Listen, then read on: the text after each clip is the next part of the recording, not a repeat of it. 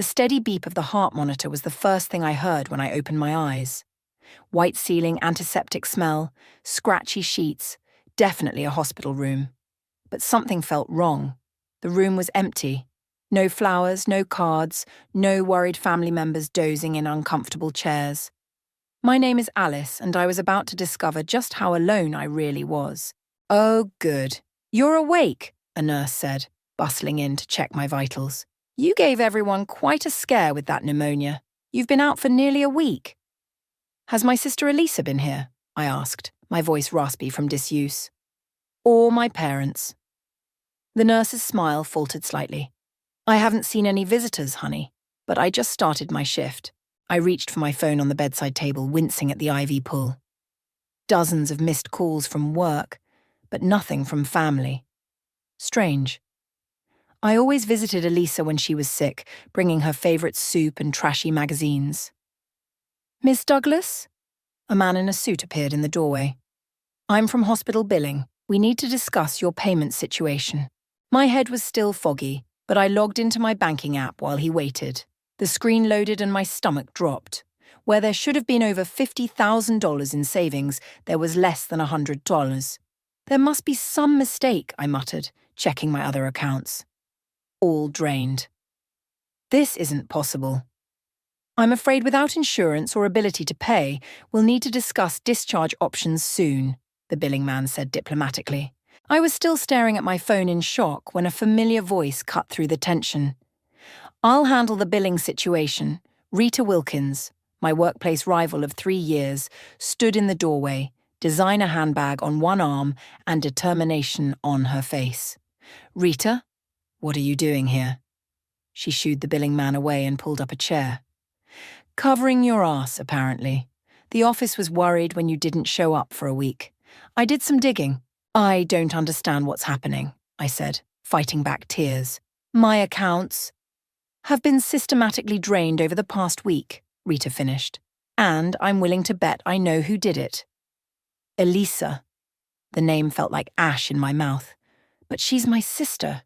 She wouldn't—" "The same sister who borrowed $15,000 for her emergency dental surgery last year?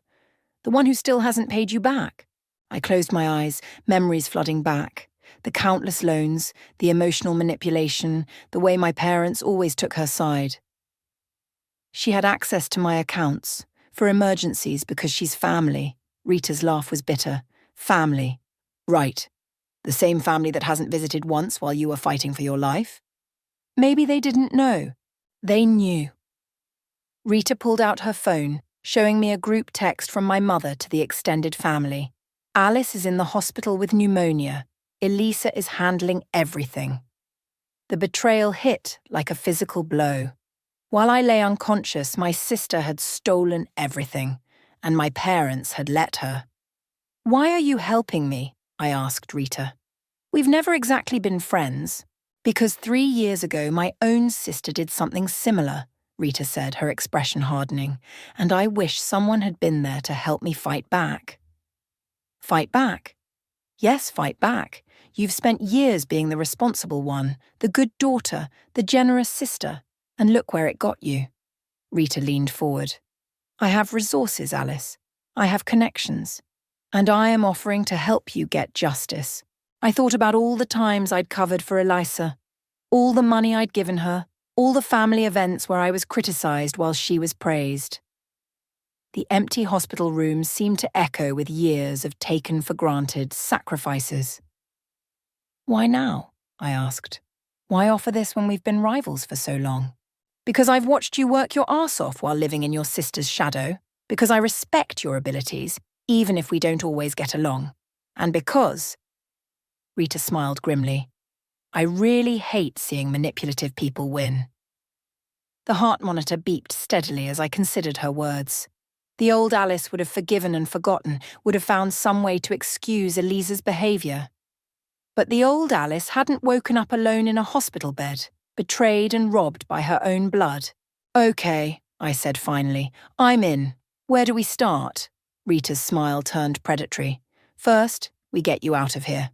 Then, we start gathering evidence, because your sister made one crucial mistake." "What's that?" She thought you'd never wake up to catch her. Rita's guest room was twice the size of my old apartment bedroom. I sat cross-legged on the plush bed, surrounded by bank statements and transaction records she'd helped me obtain. "Look at this," I said, holding up a printed statement. 3 separate withdrawals of $10,000 each, all within hours of me being admitted to the hospital. Rita peered over my shoulder, her reading glasses perched on her nose. And all from different branch locations. She was trying to avoid suspicion. I still can't believe she thought this through so carefully. My hands shook as I sorted through more papers. While I was fighting for my life, she was driving around town, emptying my accounts. People show their true colours when they think no one's watching. Rita handed me a cup of coffee and sat down beside me. "Want to hear how I learned that lesson?" I nodded, grateful for any distraction from the mounting evidence of my sister's betrayal. 3 years ago, my sister Diane was executor of our father's estate, Rita began, her voice tight. By the time I realized something was wrong, she'd liquidated most of his assets and moved to France with her boyfriend. Did you ever get justice? No, but I got something better. I built my own success bigger than anything she could have stolen. Rita's smile was sharp. And now I get Christmas cards from our mother asking for money, while Diane's living in a studio apartment in Paris, her boyfriend long gone. A text notification lit up my phone. My mother's name appeared on the screen. "Why aren't you answering Elisa's calls? She's worried about you." "Worried about getting caught, more likely," I muttered, showing Rita the message. "Perfect timing. I have something to show you." Rita pulled out her laptop. "Remember when you mentioned Elisa's new car? The Mercedes she said she got an amazing deal on? Yeah. Well, I had my friend at the dealership pull the paperwork." Rita turned the screen toward me. "Look at the date of purchase." My stomach lurched. "The day after I went into the hospital. And the down payment amount? $15,000. Exactly what she took from my savings account that morning." The reality of her calculated betrayal hit me fresh. She must have been planning this, waiting for an opportunity. "There's more." Rita clicked through several screens. "She's also made reservations at a luxury resort in Bali for next month. First-class tickets, premium suite." Using my money. I felt sick. All those times she said she was broke, that she needed help with rent. She was playing you. Just like she played your parents. Rita closed the laptop. "Speaking of which, how many times has your mother texted you about forgiving family today?" "Only 3 so far. New record." I tried to laugh, but it came out more like a sob. Rita squeezed my shoulder. "You know what the hardest part is?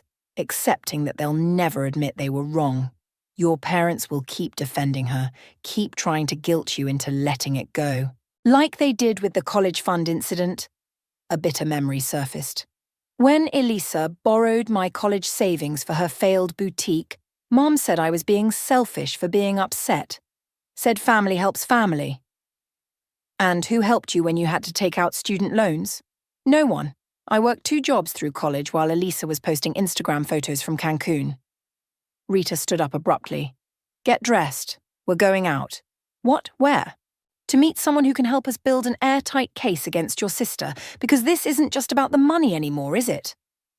I thought about years of manipulation, of being cast as the villain for expecting basic decency, of watching Elisa charm her way out of consequences while I cleaned up her messes. "No," I said firmly. "It's about justice."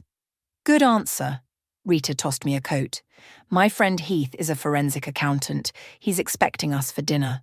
As we drove through the city, another text came through, this time from Elisa herself. "Alice, please call me. I can explain everything. We're family." I showed it to Rita, who snorted. "Family doesn't empty your bank account while you're in a coma." "No," I agreed, turning off my phone. "They don't." Rita pulled into the parking lot of an upscale restaurant. "Ready to start fighting back?" I thought about the Mercedes my sister was driving, bought with my stolen money. About the luxury vacation she was planning while I rebuilt my life from scratch. About our parents, who would rather believe her lies than face the truth about their golden child. "More than ready," I said, stepping out of the car. "It's time Elisa learned that karma doesn't care about family ties." Heath was nothing like I expected. Instead of a stuffy accountant in a suit, he was a tattooed man with kind eyes and a disarming smile. He listened intently as Rita and I laid out the situation over appetizers. "Your sister's clever, but not as clever as she thinks," Heath said, spreading documents across the table. "See these transactions? She tried to make them look like regular withdrawals, but there's a pattern." "What kind of pattern?" I leaned forward, studying the papers. She withdrew just under $10,000 each time to avoid triggering bank reporting requirements. Classic amateur move. He circled several entries, but she got sloppy with the timing. All these transactions happened within 48 hours. Rita nodded. "That's called structuring. It's illegal." "Very illegal," Heath confirmed. "And I found something else interesting." He pulled up a website on his tablet. "Your sister's been running a side business, selling luxury goods online. Want to guess where the inventory comes from?" My blood ran cold as I recognized several items in the photos. "Those are my things. My designer bags, my jewelry." I stopped at a familiar image. "That's Mom's anniversary ring, the one she claimed she lost last year." "Elisa's been selling family heirlooms?" Rita's eyebrows shot up. "Along with quite a few counterfeits," Heath added. "Which is another federal offense." My phone buzzed. A text from Carson, my ex. "We need to talk.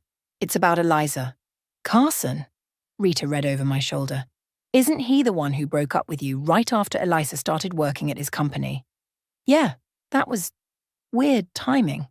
I frowned at the message. He never gave me a real explanation. "Reply," Heath suggested.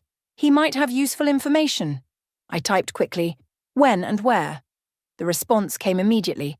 "Tomorrow, 10 a.m., Capital Coffee, come alone." "It could be a trap," Rita warned. "Elisa might have put him up to this. Or he might know something important." I showed them another text from Carson. "Bring a USB drive." Heath whistled low. "Definitely sounds like he's got dirt." "I'll go," I decided. "But I want you both nearby, just in case." "Smart girl." Rita raised her wine glass. "Now let's talk about phase 2 of our plan." Heath pulled out more papers. "I've documented every illegal transaction, every fraudulent sale. But we need to be strategic about how we use this information." "What do you mean?" "Your sister's got your parents wrapped around her finger," he explained. "If we move too fast, they'll help her cover it up. We need to build an undeniable case." "And then?" I asked. "Then we hit her with everything at once. No time to spin stories, no chance to manipulate the narrative." Rita's smile was wolfish. "We take away what she values most, her image." My phone lit up again. My mother this time. "Eliza's crying, 'How can you be so cruel? She's your sister.'" I showed the message to Rita and Heath. "See what I'm dealing with." "Classic enabler behavior," Heath said. "They've built their whole reality around Elisa being the victim. When you threaten that narrative, they attack me instead of facing the truth," I finished. "Which is exactly why this has to be handled carefully," Rita insisted. "We need to—" She was cut off by another text notification. This one made my heart stop. "I know what you're planning," Elisa had written. "Back off now, or I'll tell Mom and Dad what really happened the night of your graduation." Rita caught my expression. "What is it?" "She's threatening me." I handed her the phone, my hands shaking. "But she's bluffing. Nothing happened at graduation." "Doesn't matter if it's true," Heath said grimly. "She's showing her hand. She's scared." "Good," Rita declared. "Scared people make mistakes. And we'll be ready when she does." I stared at my sister's threat, feeling something shift inside me. The old fear was still there, but now it was overshadowed by determination. "You know what?" I said, picking up my phone. "I'm done being manipulated." I typed quickly, "Go ahead, tell them whatever you want. I'm done protecting your lies." "That's my girl," Rita said proudly. "Now, about tomorrow's meeting with Carson. As Heath and Rita planned security measures for the coffee shop meeting, I felt stronger than I had in weeks. Elisa had always used my fear of conflict against me, counted on me backing down to keep the peace. But she'd never faced this version of me, the one who had nothing left to lose. My phone buzzed one final time that night. Elisa again. You'll regret this. I smiled and turned off my phone. For the first time in my life, I wasn't afraid of my sister's threats. Tomorrow would bring new revelations, but tonight, I finally felt in control. Ready for dessert? Heath asked, waving down the waiter. Ready for everything, I replied, and I meant it. Capital Coffee was busy when I arrived, exactly at 10 a.m. I spotted Carson immediately, hunched over his laptop in a corner booth. He looked different, tired, guilty. Rita and Heath were positioned at separate tables, pretending to work while watching my back. Hey, I said, sliding into the seat across from him. Carson jumped slightly. Alice, you came. He glanced around nervously. Did anyone follow you? Why would someone follow me? He leaned forward, voice low. Because your sister's been watching me ever since she found out I was gathering evidence. Evidence of what exactly? Carson pulled out a USB drive. Everything. The blackmail, the theft, the fake investment schemes. She's been doing this for years, Alice. Not just to you. My hand shook slightly as I took the drive. Why are you helping me now? Why not when we were together? Because I was a coward. He ran a hand through his disheveled hair. She threatened to ruin my career if I told you the truth about why we really broke up. Which was? She came to my office the day before I ended things, showed me doctored photos that made it look like I was embezzling company funds, said she'd send them to the board unless I broke up with you and gave her a job. I felt the blood drain from my face. She blackmailed you into breaking my heart and into promoting her 6 months later. His laugh was hollow. But I've been keeping records. Every threat, every scheme, it's all on that drive. A shadow fell across our table. My sister stood there, designer purse clutched tight, face twisted with rage. Well, well, Elisa said, her voice dripping venom. Having a cozy little chat. How did you, Carson started. Find you? She smiled coldly. I put a tracker on your car weeks ago, darling. Paranoid, I know, but look how right I was. I stood up slowly. You're done, Elisa. We have proof of everything. Do you? She pulled out her phone. Because I have proof too. Like this video of Carson accepting bribes last year. Anonymous tip to the SEC would end his career instantly. That video's fake, Carson protested, but his voice wavered. Want to risk finding out? Elisa's smile widened. And Alice, dear sister, remember Dad's heart condition. Imagine how he'd react to learning his beloved daughter has been plotting against family. Using Dad's health to manipulate me? That's low, even for you. I'm protecting our family, she hissed. Something you clearly don't care about anymore. Protecting family? Rita's voice cut through the tension as she approached our table. Is that what you call stealing from your sister while she was dying? Elisa's composure cracked slightly. Stay out of this. You don't know anything. Actually, Heath said, joining us with his tablet, we know everything, including your little counterfeit operation. FBI takes that pretty seriously. You're bluffing, Elisa said, but uncertainty crept into her voice. I pulled out my phone playing a recording, Elisa's own voice bragging about how she'd drained my accounts while I was unconscious. Remember that drunk call you made to your friend last week? I asked quietly. Bragging about how clever you were? She sent me the recording this morning. Turns out not everyone admires your schemes.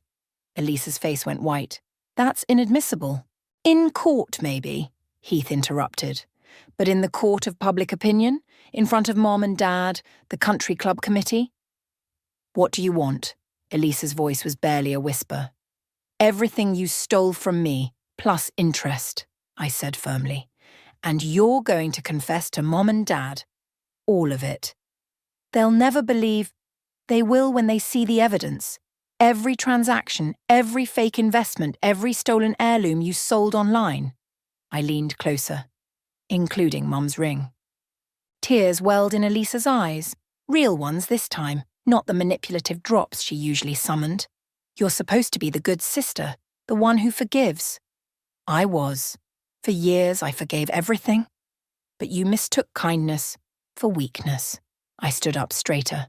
That was your biggest mistake. I'll destroy you, she threatened. but her voice cracked. "No," I said calmly. "You won't. Because if you try, everything on this drive goes public. Your choice." Elisa looked around wildly, finding no allies in the hard faces surrounding her. For the first time in her life, charm and tears wouldn't save her. "You have 24 hours to start transferring the money back," Rita said professionally, "and to schedule a family meeting." Elisa turned and fled, leaving her designer purse behind. Inside, I knew we'd find more evidence. She always kept receipts of her schemes, too arrogant to imagine being caught. "You okay?" Carson asked softly. I looked at the USB drive in my hand, at Rita and Heath standing guard, at the empty space where my sister had stood. "No," I admitted. "But I will be." The doorbell rang at exactly noon. I opened it to find my mother standing there, her face a mask of disapproval. "We need to talk about what you're doing to your sister," she said, brushing past me into Rita's house. "Perfect timing," Rita called from the living room. "We were just going through some interesting financial records." Mom froze at the sight of the documents spread across the coffee table. "What is all this?" "Proof," I said simply. "Sit down, Mom. There's something you need to see." "I don't need to see anything. Elisa already told me you're trying to frame her out of jealousy." She remained standing, arms crossed. "Did she tell you about this?" I held up a printed receipt. "The sale of your anniversary ring? The one she said she helped you look for when it was lost?" Mom's face paled. That can't be right. Or these?" I spread out more papers. Bank transfers from my accounts while I was in the hospital, security footage of her using my cards at different branches, the Mercedes she bought with my money the day after I was admitted. "She said you gave her permission." "While I was in a coma?" My voice cracked. "Really, Mom?" Rita stepped forward, tablet in hand. "Mrs. Blake, I understand this is difficult, but please look at these documents. Your daughter Elisa has been systematically stealing from both Alice and you for years." "No," Mom shook her head. "There must be some explanation." "There is," Heath said, entering from the kitchen. "Your younger daughter is a con artist who counted on family loyalty to cover her tracks." "Who are you people?" Mom demanded. "Alice, what have you done?" "What I should have done years ago, gotten proof." I pulled up the audio recording from the coffee shop confrontation. Elisa's voice filled the room, threatening Carson, admitting to her schemes. Mom sank onto the couch, her hands trembling. "That's not my Elisa, she wouldn't—" "But she did," Rita said gently. "And there's more. For the next hour, we showed her everything. The fake investment schemes, the stolen heirlooms, the counterfeit operation. With each revelation, my mother seemed to age years." "Why?" she finally whispered. "We gave her everything." "That was the problem," I said quietly. "You gave her everything, including permission to take from me." "We never—" "You did. Every time you dismissed my concerns. Every time you said, 'That's just how she is,' or 'family helps family.' Every time you made me feel guilty for having boundaries." My phone buzzed. A text from Elisa. "Mom's not answering her phone. What lies are you telling her?" "No lies needed," I muttered, showing Mom the message. "The truth is, damning enough." Mom stared at her own phone as it lit up with another text from Elisa. Her hands shook as she read it. "She's threatening to tell your father I knew about some of the missing jewelry," Mom said, voice hollow. "She's blackmailing me now." "Welcome to my world," I said, but without satisfaction. It hurt to see my mother's illusions shatter even if they needed to. "What do we do?" Mom looked up, suddenly seeming small and lost. "First, you stop enabling her," Rita said firmly. "No more excuses, no more cover-ups. Then," Heath added, "you help us recover what she's stolen, starting with Alice's money." "Your father," Mom started. "Needs to know the truth," I finished. "All of it. It'll break his heart. Elisa already broke it. He just doesn't know yet." Mom's phone rang, Elisa's face lighting up the screen. We all watched as Mom's finger hovered over the answer button. "Your choice, Mom," I said softly. "Keep protecting her lies, or stand with the truth. Mom took a deep breath and declined the call. Then, with shaking fingers, she typed out a message. I've seen the evidence. No more lies, Elisa. Seconds later, Elisa's response appeared. They're turning you against me. I'm your daughter. So am I said quietly. You just forgot that for a while. Mom started crying, silent tears rolling down her cheeks. I'm so sorry, Alice. I should have seen it. Should have protected you too. It's not too late, Rita said, handing Mom a tissue. But what happens next depends on you. Elisa needs help, Mom admitted. Real help, not more enabling. And consequences, Heath added. The legal kind. Mom nodded slowly, straightening her shoulders. When should we tell your father? Tonight, I said, before Elisa can spin more lies. He'll be home at 6, Mom said, standing up. I'll text you when he's ready. As she left, she hugged me for the first time since my hospital stay. I failed you, she whispered, but I won't fail you again. I watched her drive away, feeling both lighter and heavier.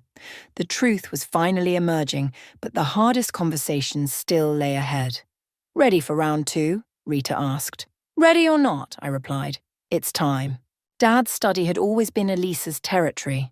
She'd perch on his desk, making him laugh with stories while I stood in the doorway, feeling like an intruder. Tonight I sat directly across from him, manila folders spread between us like battle lines. This better be important, he said, frowning at Mom's tear-stained face. I have a meeting in an hour. Cancel it, Mom said quietly. This can't wait. I opened the first folder. Dad, what do you know about your retirement account? What kind of question is that? I check it every week. Check it now. He pulled up the account on his computer, confidence morphing into confusion. That's impossible. There must be a mistake. No mistake, I said, sliding over bank statements. Elisa's been siphoning money from it for months. Small amounts, nothing you'd notice right away. Ridiculous, he snapped. Eliza handles some of our investments, yes, but she'd never sell Mom's anniversary ring. I pulled up the online listing, or use my medical emergency to clean out my accounts. Alice, if you're jealous of your sister's success? Success? Mom's voice cracked. Show him the Mercedes papers, Alice. I laid out the documents one by one.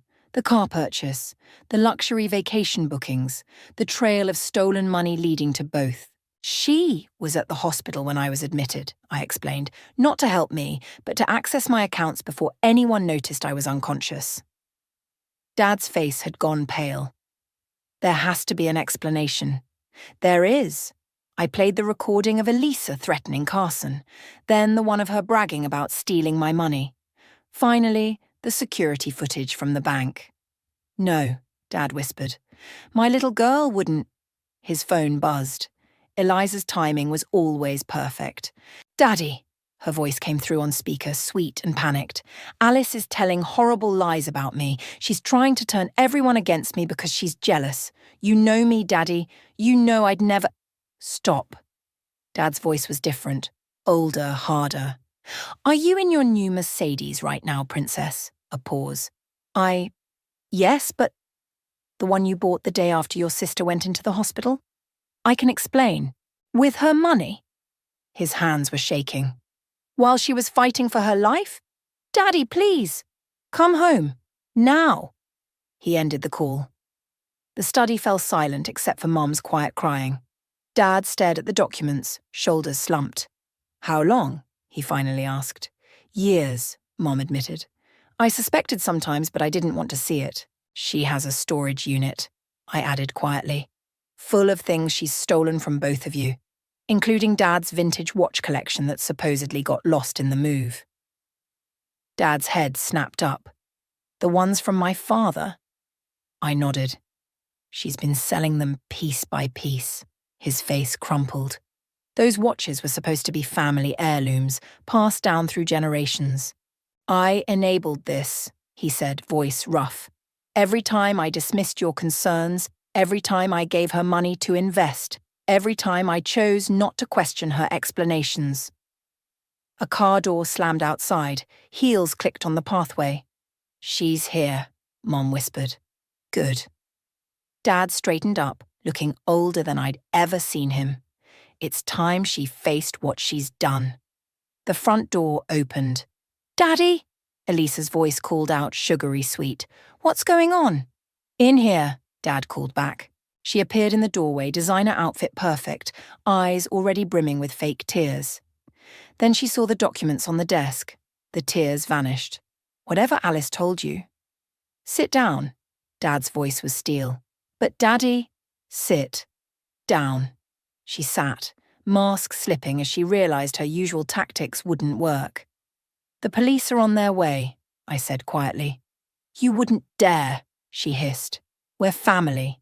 "Family doesn't steal from family," Dad said. "Family doesn't exploit medical emergencies to commit fraud. Family doesn't sell their grandfather's watches for profit." Elisa's face went white. "The watches. Everything, Elisa. We know everything." She turned to Mom, desperate. "Mommy, please." "No more," Mom cut her off. "No more manipulation. No more lies." Red and blue lights flashed through the study window. Elisa jumped up, but Dad's voice stopped her. "Run and it gets worse," he warned. "Stay, cooperate, and we might be able to help you." "Help me?" She laughed hysterically. "I don't need help. I need you all to mind your own business." The doorbell rang. Mom went to answer it. "One last chance," I said to my sister. "Tell the truth. Take responsibility." Elisa's face twisted with rage. "You'll regret this. All of you." "No," Dad said sadly, watching officers enter the study. "I already regret not seeing the truth sooner." As they led Elisa away, her threats echoing through the house, I finally felt the weight of years of deception lifting. The truth hurt, but lies had hurt more. The courthouse corridor felt endless as we waited for Eliza's hearing to begin. Rita sat beside me, reviewing last-minute documents, while Heath paced nervously. My parents sat across from us, looking shell-shocked and aged. "She's refusing the plea deal," Rita murmured, checking her phone. "Her lawyer's trying to talk sense into her, but she still thinks she can charm her way out of this," I finished. The courtroom doors opened. Carson emerged, looking drained after giving his testimony about the blackmail. "She didn't even look at me," he said, dropping into a chair. "Just sat there smirking like this is all some game." "Because it always has been to her," Mom said quietly. "We taught her that there were no consequences." A court officer appeared. "They're ready for you, Ms. Douglas." Inside the courtroom, Elisa sat at the defendant's table in an expensive white suit, playing the innocent victim perfectly. Her mask slipped when she saw all of us file in together, replaced by a flash of rage. "The court calls Alice Douglas to the stand." Walking to the witness box, I felt Elisa's glare burning into me. I'd practiced this moment with Rita for weeks, but nothing prepared me for facing my sister directly. "Ms. Douglas," the prosecutor began, "please tell the court about the events following your hospitalization." I described waking up alone, discovering my accounts drained, the systematic theft that had occurred while I was unconscious. With each detail, I watched my sister's perfect facade crack further. "And the defendant is your sister?" the prosecutor confirmed. "Yes." "Had she shown similar behavior before?" "Objection," Elisa's lawyer called out. "I'll rephrase," the prosecutor said smoothly. "Had the defendant previously taken money from you?" "Many times. Always with promises to pay it back. Always with emotional manipulation when I asked about repayment." "And your parents?" "She stole from them too. Family heirlooms, retirement funds, anything she could access." Elisa's lawyer began his cross-examination, trying to paint me as the jealous sister, but the evidence was too solid. Bank records don't lie. Security footage doesn't lie. Audio recordings don't lie. "No further questions," he finally conceded. As I stepped down, Elisa stood up suddenly. "This is ridiculous. They're all lying because they're jealous of my success." "Ms. Douglas, sit down," the judge warned. "No, I worked hard for everything I have. They're just trying to destroy me because they can't handle that I'm better than them." "Ms. Douglas, tell them, Daddy." Elisa turned to our father. "Tell them how I've always been the successful one, the special one." The judge banged his gavel. "Order!" "You're all pathetic," Elisa was screaming now. "I deserve that money more than any of you. Alice was always the boring one, the responsible one. I made that money interesting. I made it matter." 2 court officers moved to restrain her. "I should have made sure you never woke up," she shrieked at me. "You ruined everything." The courtroom erupted in gasps. Mom started crying. Dad looked like he'd been shot. "Remove the defendant," the judge ordered. "We'll resume after a brief recess." As they led Elisa away, still screaming threats, I felt Rita's hand on my shoulder.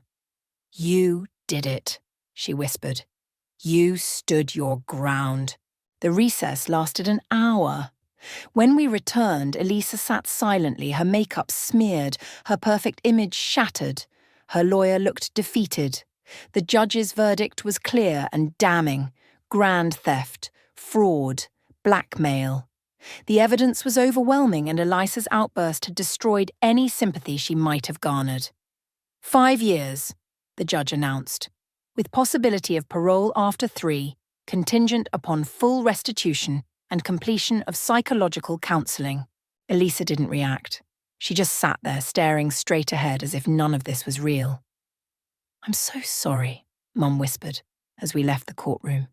"We should have stopped this years ago." "You can't change the past," I said, watching them lead my sister away. "But we can learn from it." Outside the courthouse, reporters waited with cameras and microphones. Rita helped shield me from their questions while Heath brought the car around. "What now?" Dad asked, looking lost. "Now we heal," I said, "and we make sure this never happens again. Your accounts should be restored within the week," Heath added.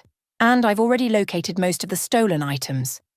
"Including your watches, Dad," I said softly. "And Mom's ring." He nodded, tears in his eyes. "The things don't matter anymore. We almost lost you and we didn't even realize it." As we drove away from the courthouse, I watched my sister's world of lies crumble in the rearview mirror. The truth had finally won, but victory felt hollow. We were all damaged, all changed by her betrayal. But maybe, just maybe, we could build something stronger from the ruins. The last box from Elisa's storage unit sat unopened on Rita's coffee table. Inside were the final pieces of our family's stolen history. Photos, jewelry, memories she'd tried to sell. "You don't have to open it today," Rita said, pouring wine for our small gathering. "Yes, I do." I lifted the lid, revealing layers of tissue-wrapped items. "Mum and Dad should be here soon. They need to see everything." Heath helped me unwrap each piece, documenting them for the final restitution report. Carson sat nearby, adding details to his testimony for the civil suit that would follow the criminal case. The doorbell rang. My parents entered, looking both stronger and more fragile than they had at the trial. Mom carried a familiar leather album.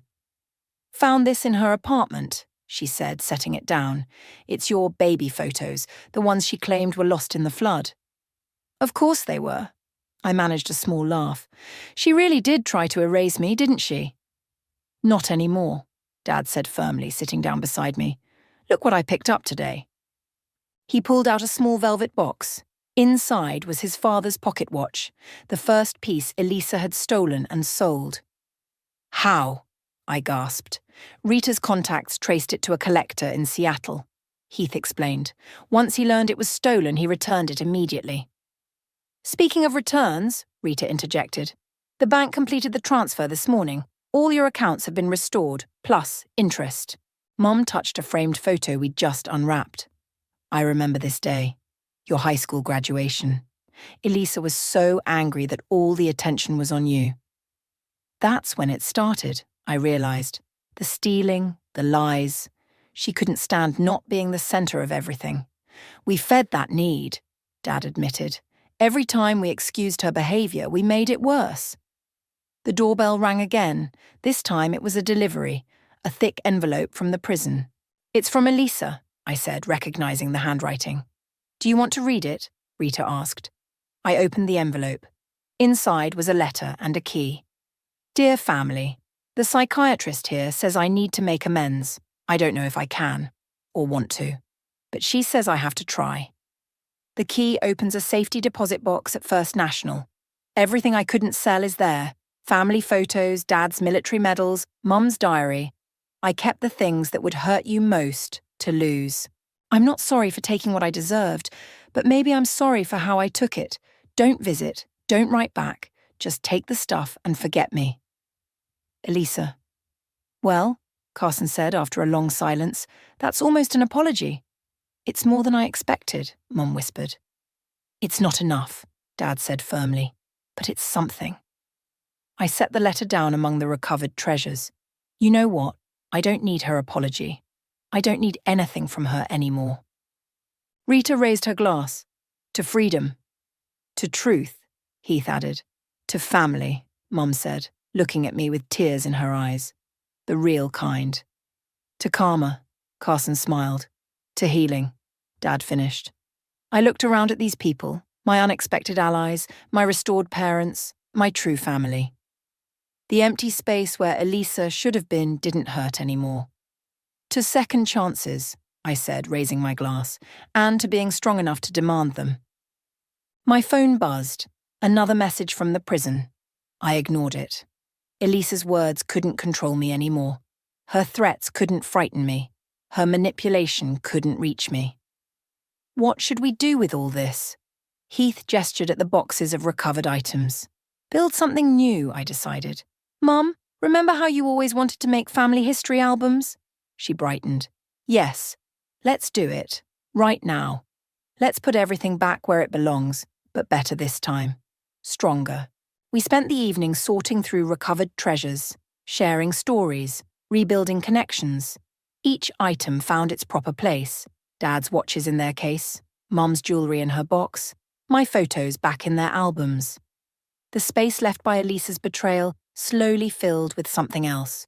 Truth, strength, and real love. The kind that builds up instead of tearing down. You know what? Rita said as we finished. She tried to destroy your family, but she actually forced you to build a better one. I looked at my parents, laughing together as they rediscovered old memories. At Carson, finally free of guilt and fear. At Rita and Heath, who'd become more than allies. She did, I agreed, just not the way she intended. The last item from the box was a small mirror, one Elisa used to practice her innocent expressions in. I closed the box without putting it back. Some things were better left in the past. Ready to go home? Dad asked. I smiled, truly smiled for the first time in months. I already am.